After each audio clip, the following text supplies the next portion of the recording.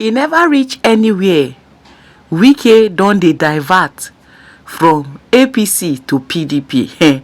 According to wetin we hear say small small misunderstanding dey between Wike and the presidency over time, and DSS don dey chook eye put for underground to really find out wetin dey sup, wetin dem come expose about Nyesom Wike and the properties wey im buy for im wife name. Ever since then, one or two dey shake, the ground no balance. Now like this, so Wike don dey go another party na PDP now, so that in case of incasity, if the presidency later drop am for APC, im go get where im go bounce back to. E never reach anywhere. Fowl yansh don dey open. My people, make una come here. When I tell you that Tinubu may likely to drop Wike in this 2027, you guys think it's a joke. Look at it now. This national convention that is coming for PDP, that they will hold at Ibadan. Do you know the outcome of that convention? Do you know why Wike is planning for that convention not to hold? Let me tell you the likely thing that will happen. For the first in history that Wike used court to stop PDP from doing their convention, and it was dismissed. Like court, High Court to dismiss the appeal, the motion for PDP to stop their convention. That one no be issue. That convention now, after that convention and after electing the chairman and all that, they will likely to suspend Wike. They go suspend Wike from being the member of their party. Now, after suspending Wike, what will be the hope of Wike again? Is it to join APC? Which party will go accept him? Is it APC or is it Labour Party? Where he go dey? Now, I'm seeing Fubara may likely to join APC in order for him to go for second term. Fubara might likely to join APC in order for him to go for second term, because this agreement where Wike and Fubara make may likely not to reach the next election. You understand? They may likely not to reach the next term. I think this agreement is mostly this term. After this term now, it go stop. Then maybe Wike will just put another person. In order for Fubara to be on the safer side, he go join APC. PDP go just do election, do all these things, then suspend Wike indefinitely. Come on, Wike for their party. Is it APC that is welcoming Wike? Remember, Tinubu said one time, say, Wike, you are welcome to APC any day you decided to join APC. Okay, now, Tinubu telling you this kind of thing. Wike blatantly refused, say, he go dey PDP, but he support Tinubu's government. So which way now? First in history, first time, we be say court dismiss Wike's appeal. Like imagine, Wike will be saying na hold judiciary like this. Court can't dismiss her. Who then court is listening to? Who then court is listening to? It means say there is upper power somewhere, which is Tinubu. And the Tinubu will not just come like this and say, no. You could just use constitution, use convention, press you. Because if you look at it now, there is no need. But that's the thing now. There is no need for Wike to Tinubu, because Fubara now is on his own side. Now, the reason why he hold Wike is for the PDP, so that he go scatter PDP, so that every other person will not have any option than to join APC. Fubara Kukuma go join APC, Peter Mbak go join APC, Soludo go join APC. So what is then your role in this southern governors? Check. The people you did G5 with, Buruburu and all that, where are they now? They are politically irrelevant. So when I keep on saying it, that Tinubu will dump Wike in this 2020, because Wike self don't make a lot of bad names for himself. And now he's dirtying the image of Tinubu. Yes, we know say your Tinubu image don't Africa, but Wike to talk. You understand? Now this convention, why Wike? Have you think of why Wike no want this convention to hold? Why? Because he knows say if there is any new chairman, new everything, he go then ban him from being a member of the party. And you know that PDP constitution believes on certain zoning. So even if Wike wants to go and scatter a lot of things for that PDP, it will not be possible because they will not even allow him. You are a member of PDP, you work against PDP, and you want to still be, yeah, God. Politics is bad, though. Politics is bad. I'm telling you, politics is bad. You see Wike, they go dump him. I don't foresee him. They go dump him.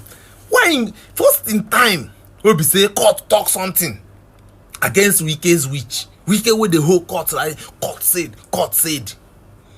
But this time around, court no agree. It means that there is an upper hand somewhere where the court do it like this. And you never check why the Wike no agree join APC. Anything when they talk, he say he go dey PDP, but will be working for APC. Which governor will go dey on his side now if this fight resume? This 2027 go hot though. I no go like give you. It go hot where. The area council chairman that are here,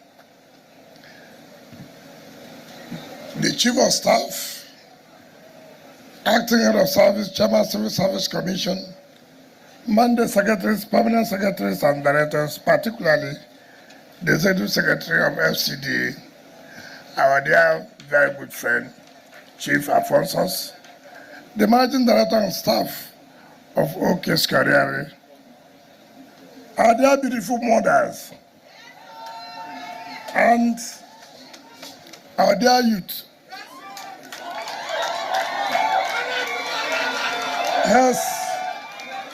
Heads of security agencies, our dear traditional rulers, my dear director of ceremony today, our dear sister and auntie, gentlemen of the press, ladies and gentlemen. I recollect the day we came here when we're trying to identify where we are going to build the Abuja division of the Court of Appeal. As we were coming, I told my national secretary that road was commissioned, like the year said, 1st of July 2025, the last second year anniversary that Mr. President had.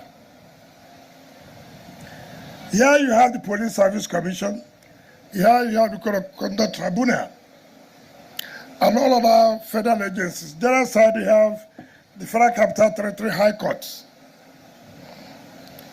All the roads here were passable. And then I said, how are we going to cite the Abuja division of the Court of Appeal? I thank God today, by the support of His Excellency, Mr. President, by his leadership, it is now a thing of the past. But all the roads here have all been completed. In the next few months, we will be here again. Look at the Court of Appeal division. Look at it there. That is the Court of Appeal division that will soon be inaugurated by Mr. President.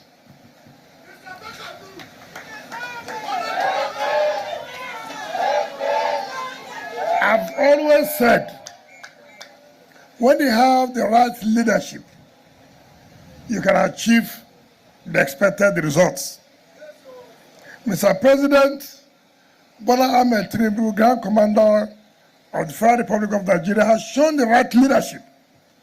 And that is why we're able to achieve. People are talking about the achievements we have made. It is because of the right leadership. When you have the right leadership, you get things right. You get things going. I'm sure all those who work around this place will begin to reminiscent over, was it where we used to walk? Is it that beauty street that we used to come to? Nigerians, we owe a lot to the president. And I've always said it. Yes, like our sister said, tongues will work. But once you are focused, and you will achieve results. Sometimes, last week Thursday, we had a flag off, and I told the Minister of State, FCT, to represent me at the Council of State meeting. But I had already told Mr. President that I would not be available because of other engagements we have already put in place. And so the Honorable Minister of State represented the FCT in that meeting. To tell you, and that is why we have to be careful when people carry unnecessary propaganda and blackmail. But in spite of those things, be focused. You will achieve your results. They said I did not attend because I was not happy that my own nominee was not thinking. I work for Mr. President. Mr. President's judgment, as far as I'm concerned in this country, has always been how to put this country in the right perspective. But I told people not to bother. Be focused. When you start delivering, the achievement will silence all critics. Today, they have nothing again to say. They say, oh, we are concentrating on roads. I said, melembe, melembe. Take it easy.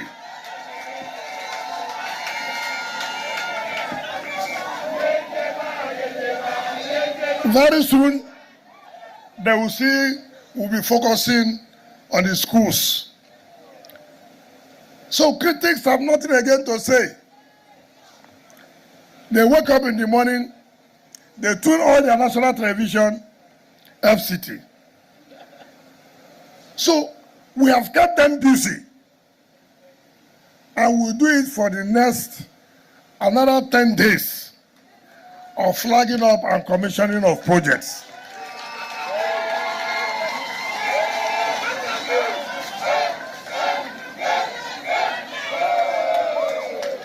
Let me thank OK Security for not disappointing us. It's one of the local contractors we have engaged, and I want to thank God Almighty that they did not disappoint us. And I can assure you, we'll continue to partner with you to bring the development to FCT. My dear Director of Ceremonies, you said it all. In 2011, 2012, when I was appointed as Minister of State Education, that was when I met you. And you tried to give us all the necessary support running to the universal basic education, running through the elementary schools. I'm happy that I have a Minister of State who has been very supportive. It is not easy. It is not easy to have two ministers and work so closely and cooperatively. I was the Minister of State. I knew what happened in other ministries. Without working together, you cannot achieve anything. So, Mr. Honorable Minister of State, I want to commend you and thank you for the support. And also thank particularly the ES, the FCDA through the ES, for your support. Most of the projects we have been commissioning have been under you and the coordinator of STD. Next year, Mr. President, third year anniversary, Nigerians will see what they have never seen before.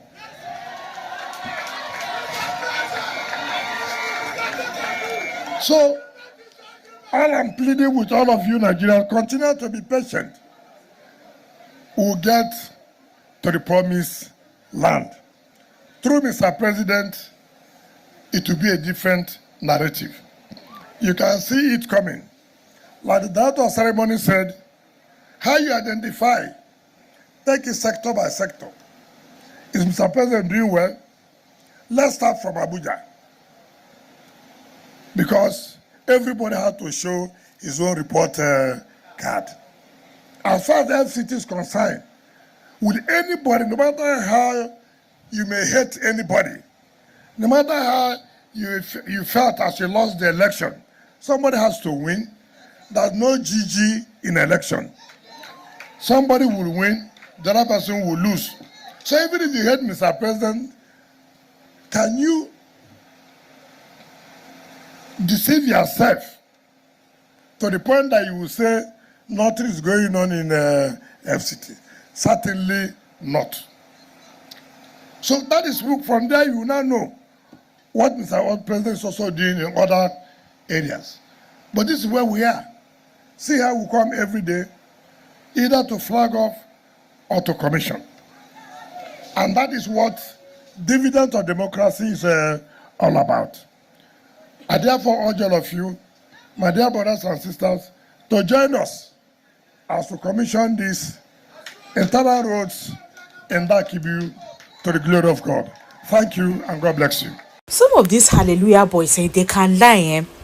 The same Larry Olaika, you know, now that one that is to run his mouth when it comes to Wike matter was lying openly to Sahara Reporter. I remember when Sahara Reporter reported that Wike did not attend the state meeting that they announced the new INEC chairman, maybe because he was angry that they did not accept, according to Sahara Reporter, they did not accept his candidate. Later Onyeka came immediately and started saying that countering that report, saying that Sahara Reporters are lying, that Wike is not even among the next people that are supposed to go for that meeting, that Sahara Reporters are lying.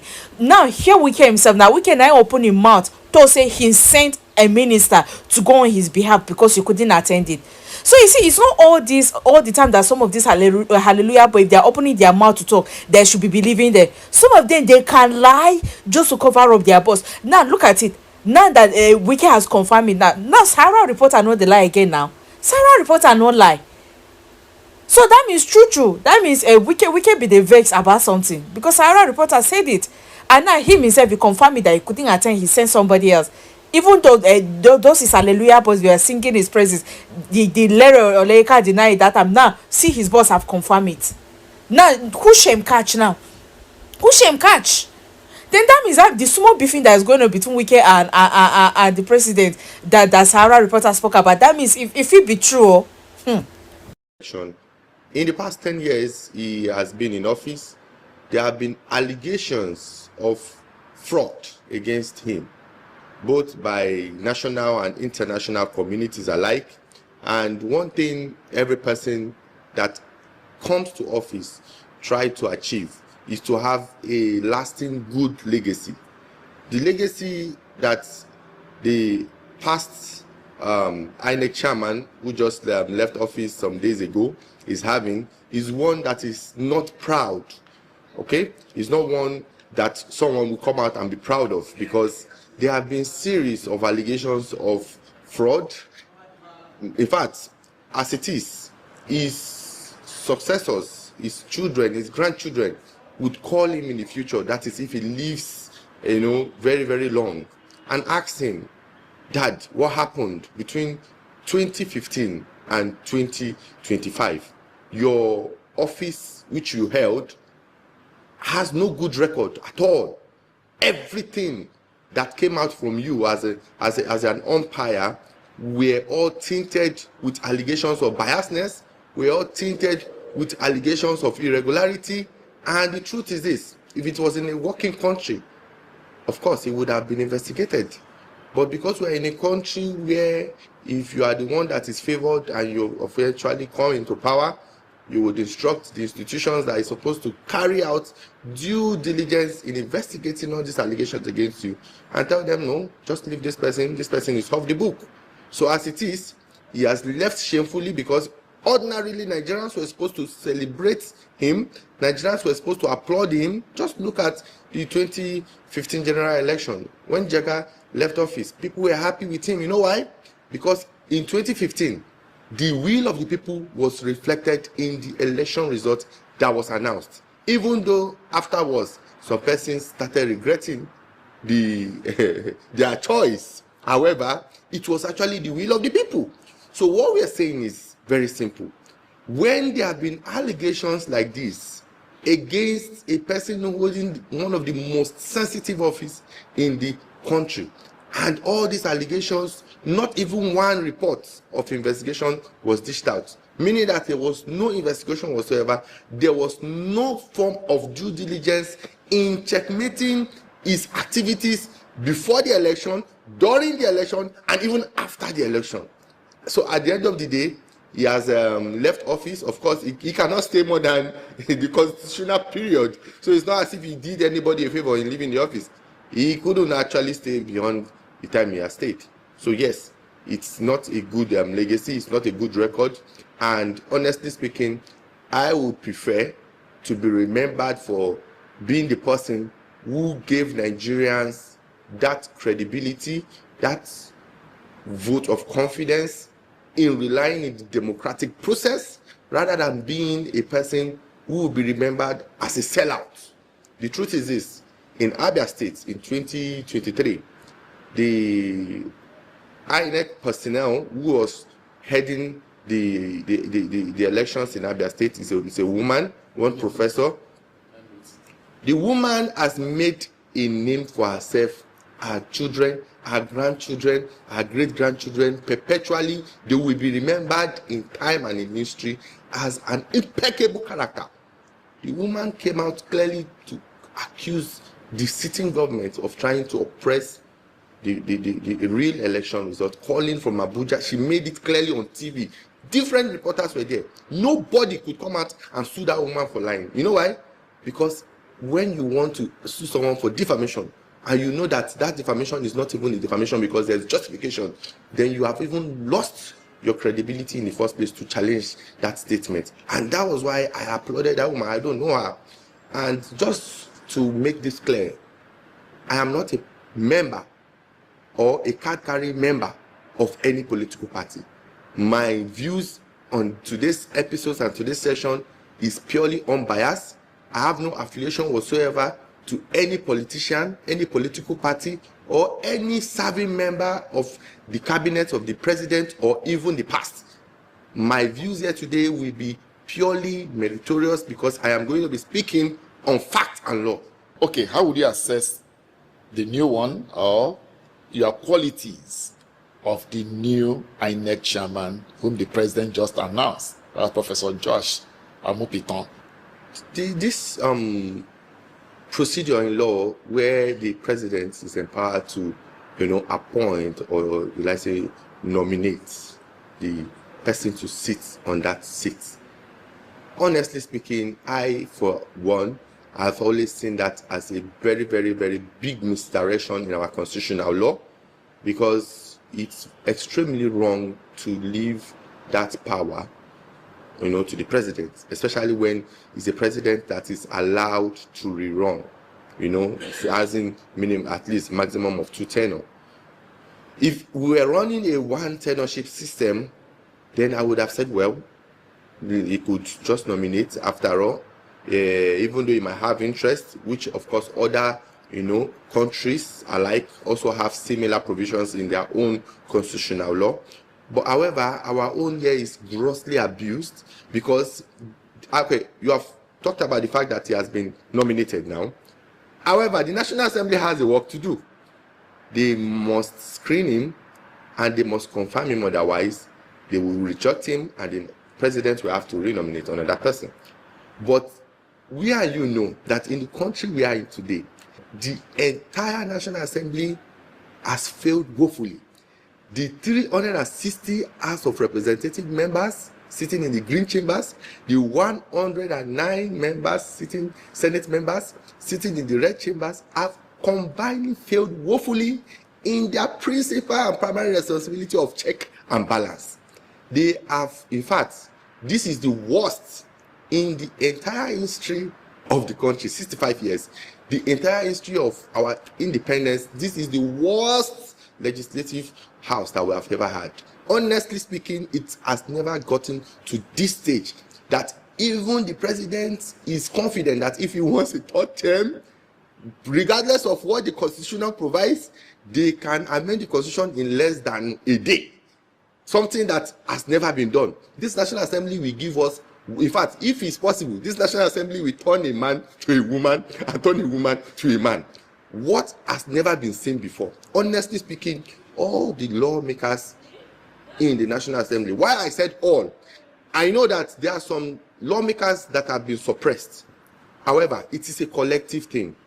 It's either you are all good or you are all bad. I understand and I recognize that some National Assembly members, some House of Rep members are outspoken, are rugged, and are not influenced. However, their voice are not being heard. I also recognize that some senators have also tried their best to, speak up. However, it is very crucial to note and to state that the moment the National Assembly starts getting it right, no one cares about those that are not doing the right thing. It will be a collective assessment. So this assessment is a collective one, because as we speak, the president is, is just, flowing without any form of interruption. The president is flowing with absolute power. This one that they are talking about, the INEC chairman will be screened, blah, blah, blah. Just forget about it. If the INEC chairman is screened and is not accepted, then just know that it was the president that has already informed them that I will nominate this guy, but don't accept him. Yes, I am speaking on this because the National Assembly, with the antecedents that we have seen so far, has shown us that it is whatever the president wants. In fact, the Senate president has even time again, displayed on the floor that the president of the Federal Republic of Nigeria is the friend of the National Assembly, and that ought not to be. The budget of 2023, supplementary budget of 2023, you can see how it was passed. The budget of 2024, the budget of 2025, I followed them up one after the other to see if there will be heated debates before this budget can come in. My brother, it is very appalling that these budgets were passed in very, very short time. Even the ministerial appointments that were done, we all know, because one of the persons who was not finally screened is currently not longer in the party. I don't want to mention his name. He has also come out to say that he knows that Mr. President just nominated him, but he didn't want him to be in his cabinet. It was just, of course, to show that, Nigerians will protest against you, or when the president against you, that we shouldn't appoint you as a minister. We're going to, everything is RNG. And Mr. President is a very smart president. He knows how to calculate ahead of everybody. That's the truth. He calculates so smartly that even me, myself, I feel like he should open a school, a political school, to actually teach political science, to a lot of persons. Because he knows everything is strategic. He's a very strategic politician. That is why when the president is saying left, I am taking it with a pinch of salt, because I'm wondering, this left that Mr. President is talking about, are you really sure that we are going to go left? Because he has deceived us. And as a grandfather, because for me, it's like a grandfather. As a grandfather, I feel so bad that a person who I see, or who we should see as not just an elder statesman, but a grandfather that we should be looking up to, who we should all respect in Nigeria, has come out in different occasions and has lied to us, has even chewed his own words. In 2012, I will never forget in Lagos, we shut down this country when Goodluck Ebele Jonathan increased, removed the subsidy from, he now made it from 65 naira to 135 naira. I could remember vividly that the current president was the person leading the entire protest in Lagos, and even in some other, southwestern states. And we all rallied behind him. I was in Lagos then. We rallied behind President Bola Ahmed Tinubu, and we chanted that this is daylight fraud. In fact, it was even as bad as we were instigating other people to come out and stop anybody that we see going to work. The whole road was shut down and blocked. The president of the Federal Republic of Nigeria, as at then, he felt it. Now it is now the same person who is coming out to tell us that no, this is actually fraud. The subsidy that you were fighting for, you are now saying now that it is fraud. So the table has changed. You are no longer sitting, under the table. You are now sitting on the table, and you feel that you want to change, your perception on things. That is what we, the right-thinking members of the society, is calling out Mr. President for. That you have spoken with two mouths, and as an elder who is like a grandfather, you have lied to us. In fact, the National Assembly also failed in not carrying out their constitutional duty under Section 143 of the Constitution. Because under Section 143 of the Constitution, the National Assembly ought to have commenced removal proceedings against Mr. President in 2023. This is because the president came on board May 29th, 2023, and immediately announced that the fuel subsidy will be removed. Don't forget that a law has already been passed, and it's called what? It's called the 2023 budget. That the fuel subsidy was going to run between January to June, 30th of June. Now, the money has already been what? Has already been allocated. And if a budget has been passed, it becomes law. And if a finance bill has already been enforced, the president or the governor of a state cannot deviate from the provisions of that money bill. That money bill that's now going to be a budget must be followed stricto sensu.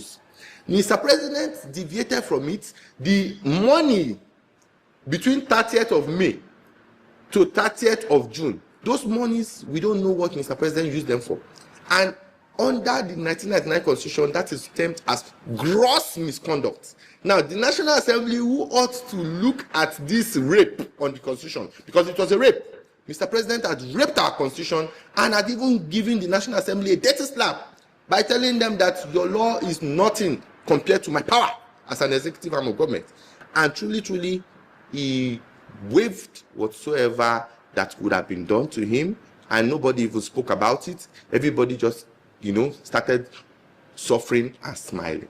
And that is what we are still doing in this country today. Because the truth is this, Mr. President lied in Imo State when he said that the worst is over. Who said the worst is over? The worst is not over. In fact, as we're speaking now, the rate of crime is increasing even here in FCT Abuja. You know why? Because there's hunger in the land. A lot of persons cannot even afford to buy just a cup of rice. A lot of persons cannot even fuel gas, talk less of even having cylinder to buy. Just an ordinary cylinder, 3 kg cylinder now is nothing less than 20-something thousand naira. Back to the National Assembly. The APC just needs a seat to have a 2/3 majority in the Senate. Should Nigerians be worried? We should be very, very worried about that. Looking at our democratic system, we copied a lot of things from the United States of America. We copied a lot of things from them. And looking at them, using them as a case study, no matter how bad it is that a political party is dominating the house, you would see people with conscience, good conscience there, that will speak out even against their own party, to show you that it is not about the party, it is about governance, it's about the people. However, in Nigeria, that is not the case. In Nigeria, it is like cultism. The moment we are in one particular cult or one particular party, you have to just follow the set down rules, whatever we discuss in the midnight, whether it is in line with your conscience or not. You have to just follow it in the next day when we meet at chambers. And now, that is why I said that our democracy is under fire. Honestly speaking, our democracy is really under fire. It is very, very appalling that persons will come out and identify themselves as politicians in Nigeria. Nigerians don't believe that all these persons who are being sponsored from their local government to go and represent them either at the State House of Assembly or at the National Assembly, be it the Senate or the House of Representatives, can even do the needful. That is because they have even lost confidence in those people that started from a very humble background. You can imagine a lot of persons who were just like me years back, very outspoken lawyers, very vibrant lawyers. Today they are currently, licking their hands in the stew that the government is having them to eat, and they are all part of the system. That is even one of the reasons why the Cybercrime Act of 2024 should be kicked against, because they have used that medium to try to guide our mouths so that we don't, express ourselves and we don't even speak truth to power. Okay, let's go to the Cybercrime Act. Lately, the government, through the police, through the DSS, they've been using the Cybercrime Act. Journalists are not safe. The civil society group are also under pressure. And of course, we've seen Showere in and out of court. What's all this about this Cybercrime Act? The Cybercrime Act is a thief in the night. How do you mean?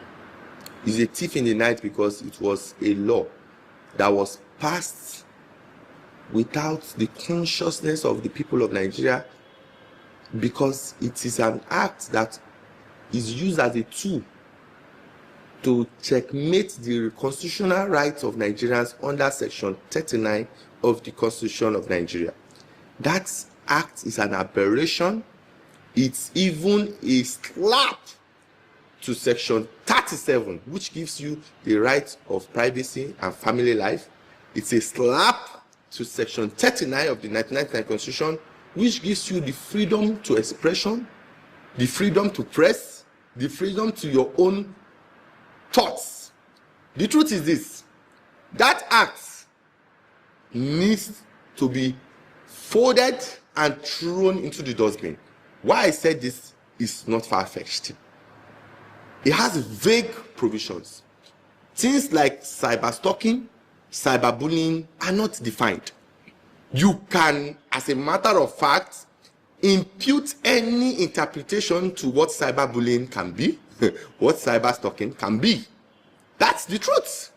Also, it will interest you to know that the ECOWAS court has even ruled that 2024 Cyber Act is not in line with international human rights provisions.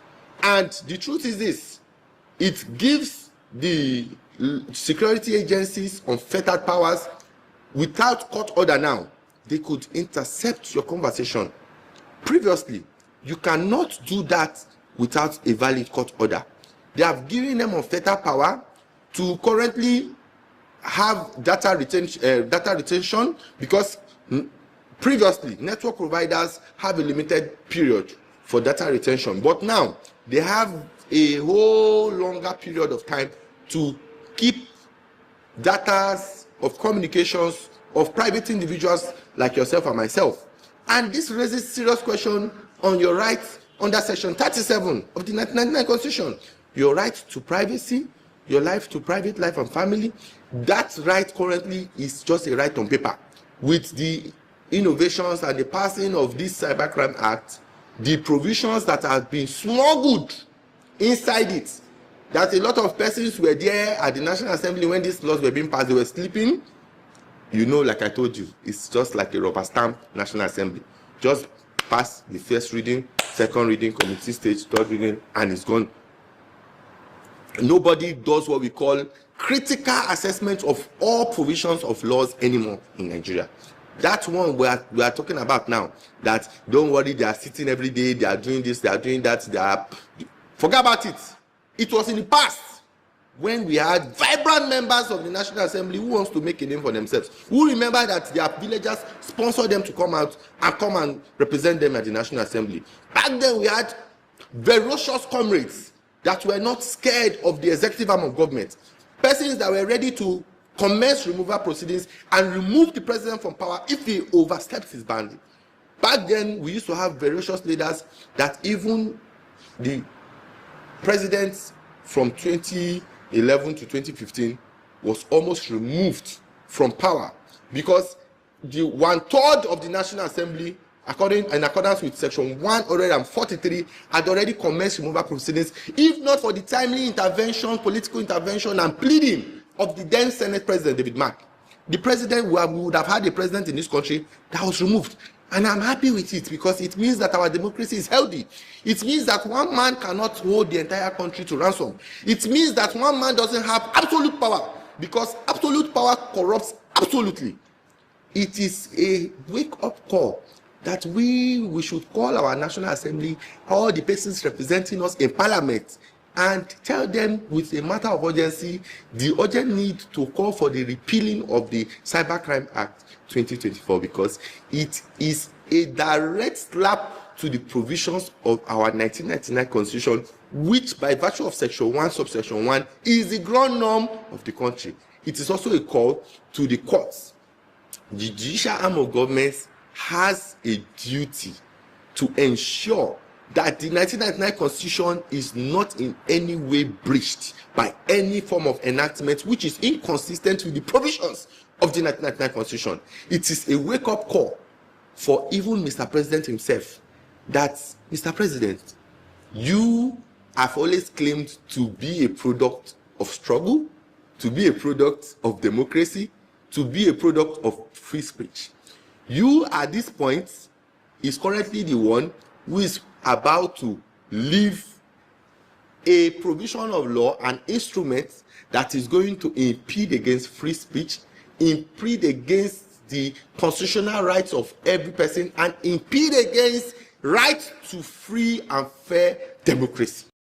The charges against Chore has never been seen in this country. He has numerous charges. And looking at all of these charges are, in my opinion, frivolous. Now, why did I say they are frivolous? They are frivolous because the charges against Sowore is not against the state. All the alleged offenses are not offenses against the state. They are offenses against certain individuals that he has called out, exercising his right to freedom of expression. He has called them out, and he has even said it time without number that sue me for defamation. I will come out and justify why these statements were made because I have my facts. I have all the records that I need to present to a real court of justice, not compromised court of justice. A real court of justice sitting with an unbiased mind, analyzing all the key evidence that will be produced before them, would actually agree with him that yes, this is actually not a speculation, this is facts. Because when I call you on TV and say you are a man who has white beards, the day I saw you, you were a man and you had white beards. If I eventually come and sue me that I have defamed you, and I have a photograph of me and you in the studio right now, and I present it to court and say, my lord, this is my friend here, he is a man and he has white beards. Because we say yes, this statement, even though you might not have loved the fact that he made the statement, is justified because he did not in any way say what was far from the truth. Now, you, instead of going through the normal procedure to sue him for civil defamation, you now looked at those provisions of the criminal and penal code that is very, very, very, very limited. Also, you have gone through the Cybercrime Act that has very, very, very, very limited provisions as to anything that has to do with defamation or cyber bullying or stalking, and expanded it now to bring charges against him. The reason why persons would rather apply criminal litigation rather than civil litigation is so as to bring on the weight of the law. Because the moment you are being charged in criminal litigation, you are going to be first of all be undergoing criminal charges, which means that you are not just a person who is free. You are going to be on bail. Either it's bail on self-recognition or whatsoever. It means that your liberty has in a way been restricted and limited. You can no longer choose to attend court if you want to attend court or not. Your lawyer cannot just represent you the way it can represent you in civil litigation. So in a great way, they have used this as a tool to try to gag journalists. And the fear of being arraigned in court is one thing that a lot of persons are very scared of. Someone like Sowore is not even scared of anything. You know one thing that is very key, speaking out, even if nothing will be done, but speaking out is very, very important. We'll come to the economy. Let's stick to the issue of the civic space. Can we relate what is happening to Nnamdi Kanu with what is happening with this Cybercrime Act? And what exactly, like you made reference that the charges against Sowore are frivolous. Some persons have also alluded to the fact that there are really no serious charges against Nnamdi Kanu. What is your take on that? Yes. My unbiased opinion about the terrorism charges against Nnamdi Kanu is that they are also a witch hunting charge. Why I said so is because when you look at the ingredients of the offense of terrorism, you must be able to establish a direct connection between the alleged offense and the alleged offender. Currently, there is not even a single piece of material evidence connecting whatsoever that is happening in the southeastern Nigeria with Mazi Nnamdi Kanu as we speak. And even before now, that they are alleging that he made some communications that may have indirectly or directly influenced some activities in the southeast, are all unproved. They are all tainted with a lot of speculations. Now, let me give you an example of how the law works. If you are alleging that Mr. A killed Mr. B, you have to present how Mr. A killed Mr. B. You have to bring up the real evidence used by Mr. A to kill Mr. B. Either it's a gun, either it's a knife, whatsoever it is, you have to bring it. You cannot just speak and say it has happened and then we should all agree that it has happened. No. I am being factual in law now. This is our practice and procedure. This is also part of the evidence law of Nigeria. If you are saying that Mr. B had indeed died, it's either you bring the corpse of Mr. B or you bring a certification to show that Mr. B had been died. Now, let's go to the offense of terrorism, which Nnamdi Kanu is starting for. Before Mazi Nnamdi Kanu started agitating for the freedom and the equal rights and treatment of the Igbos, in 1966, Ojukwu commenced that struggle, which 1967 to 1970, we saw a dark period in Nigeria, which nobody is happy about or is happy to remember of. However, just some years down the line, the Igbos were being killed, the Igbos were being marginalized, the Igbos were being oppressed in the country, not just the Igbos alone, even the Yorubas and the Hausas in some other parts of the states in Nigeria were also being killed, were also being marginalized.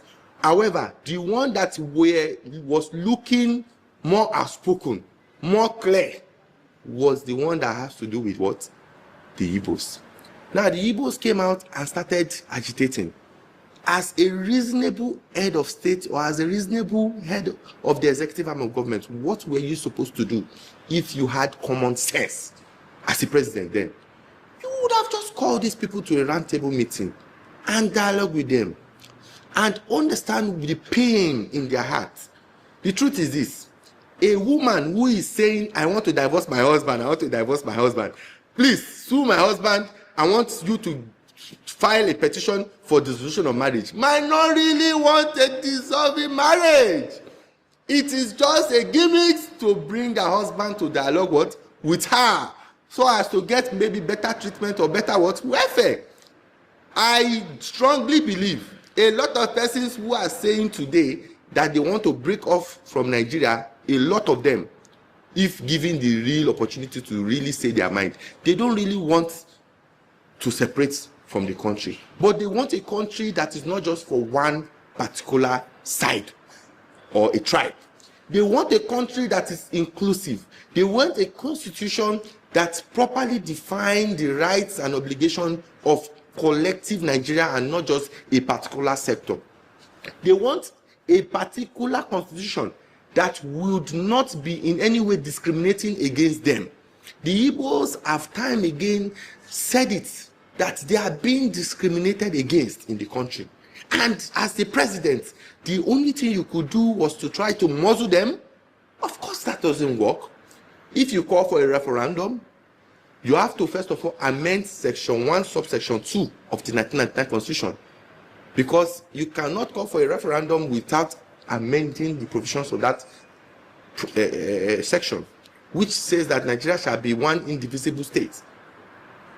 So by the time you now amend it, you give the people the free will to vote. Don't be surprised. Just like Brexit, we had a close call. Some person said they wanted to leave, some people said they wanted to go. However, the people that wanted to actually stay, the Britons that wanted to stay with the EU, was close to 49%, very close. Now, if we are to have this kind of democratic system in Nigeria, where people are called to come and speak up their mind in the eastern part of the country, don't be surprised that the elites and even those that they would also influence will vote to stay. That will solve the problem of what? Of separation.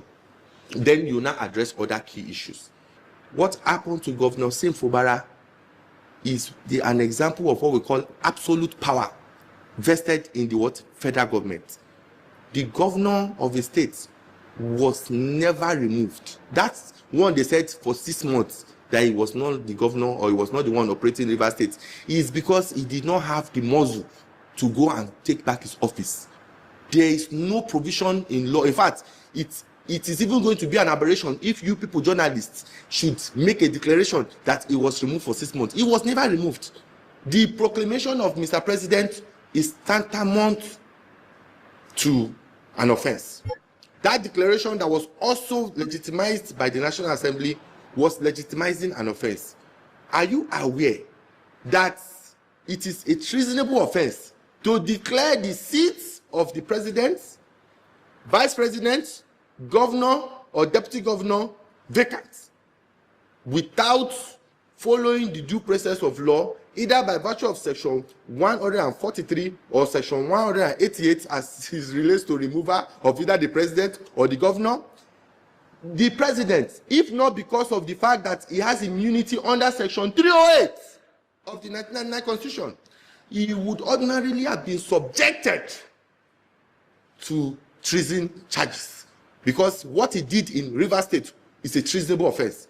And that is the reason why I said that if Governor Sim Fubara had his own military might in Rivers State, the sole administrator wouldn't even see the light of the day there. It is going to be a war. The governor will sit down in his power. If you want to declare state of emergency in accordance with section 305, you have the right to actually declare a state of emergency. You have the right to bring in military support to support me, not to say they are taking over my seat. They are coming to support me because I am overwhelmed. That is what the constitution presumes. The constitution presumes that the governor has become overwhelmed. The current state security personnel he has are not sufficient for him to contain insurgency or emergency, either by natural disaster or by human intervention. Then the president steps into what? To reinforce the security he has, not to come and sit on his throne. A democratically elected leader cannot be charged for any offense in Nigeria. Governor Sim Fubara, if he had had a face-off with the sole administrator will be charged to court in a same country, not this one we are operating nonsense democracy, in a same country that has real democracy, that sole administrator, if he had a face-off with the governor, will be charged for treason for even trying to lay a finger on the governor. But the governor was gagged. The governor was muzzled under the table, and even came back and was applauding Mr. President. Automatically, he has even legitimized the aberration that was done on him by even thanking Mr. Who are you thanking? That is why I don't blame women for saying that it's like women have more balls in Nigeria today, because look at Senator Natasha. She never apologized for anything. She never thanked anybody. After the period of the suspension, which of course I feel that our own case is quite different, because under the Senate rules, they can discipline her. Okay? Not that long. Yes. So, but the one that is even, in fact, if the justices of the Supreme Court of Nigeria, the late justices, those ones that we know that they were the one that helped us today to have certain things that we are enjoying, if not because of the ruggedity of our past Supreme Court judges that were very rugged. They took no nonsense. When President Olusegun Obasanjo declared the office of the Vice President vacant in the case of Attorney General of Federation versus Atiku 2007, the Supreme Court held without any form of fear that you cannot, whether directly or indirectly, declare the office of the Vice President vacant. You don't have that power. That is the same thing that just happened this year in this country, and everybody kept quiet. Even the judiciary, who I am a member of as a part of the bar, I felt so bad that this matter could not be expeditiously heard and determined, at least to save the sanity of our democracy and constitution. This matter was just left hanging and have finally been turned to academic and swept under the carpet. Now tell me how posterity wants to judge each and every one of us, especially within my own profession. Honestly speaking, I feel so bad that things that should be taken very seriously, because when you keep allowing President Bola Ahmed Tinubu to go away with a lot of things, you are giving him what we call absolute power. The judicial arm of government, who by virtue of Section 6 ought to ensure that the Constitution is being upheld to the highest level, is now keeping quiet because of procedural defect and what have you, which of course we all know that a former Chief Justice of Nigeria has stated that we have left the time of technicalities and now we are now in the time of substantive justice. Even the great Oputa has stated in the case of Adekoke Motors against Adesoya and others that we are final, not because we are infallible, rather we are infallible because we are final. The justices of the Supreme Court of Nigeria are human beings capable of erring. It will be short-sighted arrogance not to accept this obvious truth. That is the words of Justice Oputa of blessed memory. Honestly speaking, I am using this as a conscious and professional call that I believe we, the judicial arm of government, have a whole lot of role to play in ensuring that our democracy in Nigeria is not one that is run by one man. Honestly speaking, the rule of law is preferably than the rule of man, because as we are in Nigeria, it is as if we are experiencing the rule of man and not the rule of law. How would you assess the judiciary in the light of all that you have said? The judiciary is like a machine. When you come to the court, it's garbage in, garbage out. I will not agree with the entire submission that the judiciary of Nigeria is corrupt. No. The NJC, National Judicial Council, have been trying their best to sift out the bad eggs among them. But there's a need to do more. There's a need to do more in the sense that there's a need to address national issues that come before the court. For example, the issue of River State was a very, very, very key national issue that should have been trashed out without any form of delay. honestly speaking, yes, it is presumed that judges don't watch TV. That's the presumption, that they don't even know what's happening in the country. It's not their business. Whenever any case comes in court, they treat it without dispassionately, without any form of knowledge of how or what is happening. It is whatever you bring to them that is presumed to be in their knowledge. However, let's not also pretend that they are also human beings like us. They are also in the same country as we are. They are also aware that this is currently the current trend that is happening, because it is a disappointment in the judiciary that they failed to expeditiously hear the River State case, because it is a case that should have been determined. However, I now spoke about the disciplining of some judges. That yes, I am aware, the records are there. NJC has disciplined quite a number of judicial officers. Now that is the applaud. I was applauding them that yes, but they should what? They should do more. Do more in what sense? Do more in making sure that justice is not just done, but it's also what? Seen to be done. Let the blind be able to see that truly justice is being done, even if they are blind. And let the deaf hear that justice is being done, even if they are deaf. That is why it is very, very crucial to note that collectively, if you talk about collectively, the federal judiciary needs to wake up. The state judiciary also what? Needs to wake up. The fact that executive arm of government is now becoming too close to the judiciary is a thing to be worried about. It's a thing that the whole